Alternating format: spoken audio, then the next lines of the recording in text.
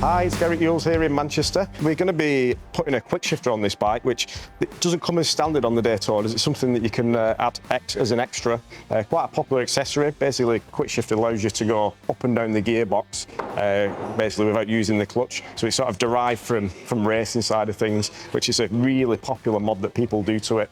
Going to be showing you through how we actually fit it. A little bit quirky on this one because you actually have to enable it into the bike. So it's something that we plug in and get that setting set up for you. Also, don't forget, check out our previous videos of the PDI on this and also the first service as well. Just run you through exactly what we do on that. And don't forget to like and subscribe.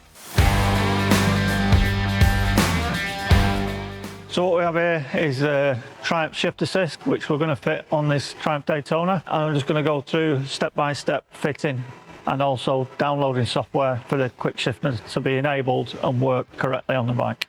So what we're going to do is we're going to start by removing the old shift linkage, which on these bikes are two little spring clips. You unhook them and then slide them out of the ball joints. End up with two little clips like this. Put clips somewhere safe because they do have an habit of disappearing. So that's your old shift linkage.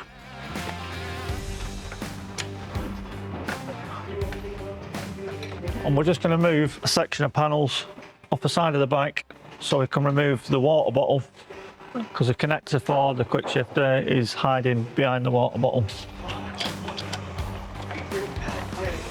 There we go, panel's removed. Going to remove this water bottle or header tank.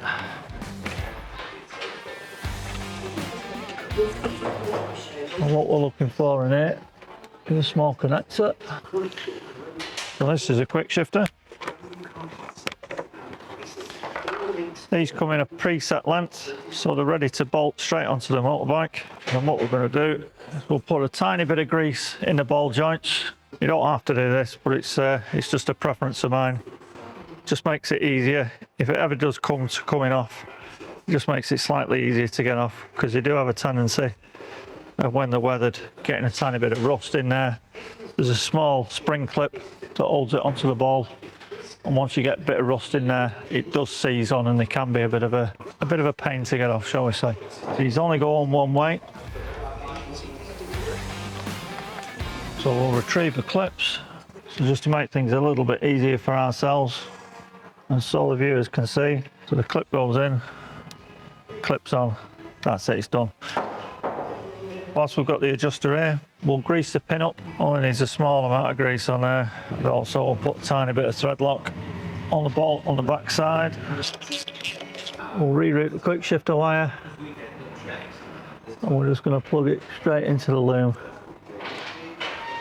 Now we're just going to go in a reverse order of what we've just done. Install the panels that we took off originally. Now the computer's up and running. What we're going to do is we've just gone back into the engine diagnostics, and we're going to reset gear position and neutral position adaptions, and also reset shift force adaptions or sensor adaptions. And we're also going to enable the Quickshifter. Let's go into the main menu. We'll just jump over onto bike setup. We can see there TSA, which is Triumph Shift Assist. We'll enter into that, we will enable it, and then we'll come up with a transmission fault. Now, there's nothing wrong with the gearbox. All that is to say that the Quickshifter isn't adapted. So what we'll do now is, because we've done the first service and we've done the Quickshifter fitting, we'll take this out for a test ride on the road, and we'll basically go from 1 up to 6 gear in a slow and steady manner. The transmission fault will come off the dashboard, the shift assist will then start to work, and we'll have an up and down shift of the gearbox without the clutch. Alright, so we've just left Youles Motorcycles, where the Quickshifter has been fitted onto the bike. Ooh, smooth.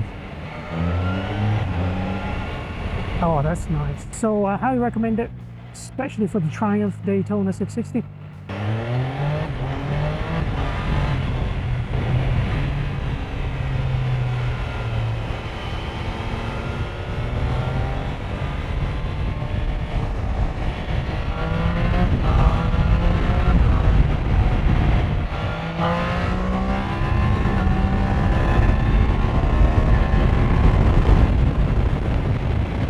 So that is pretty much it for me, guys, in this one. I hope you enjoyed this video. If you did, hit the like button, subscribe to watch more, share comments down below, and I'll catch you in the next one.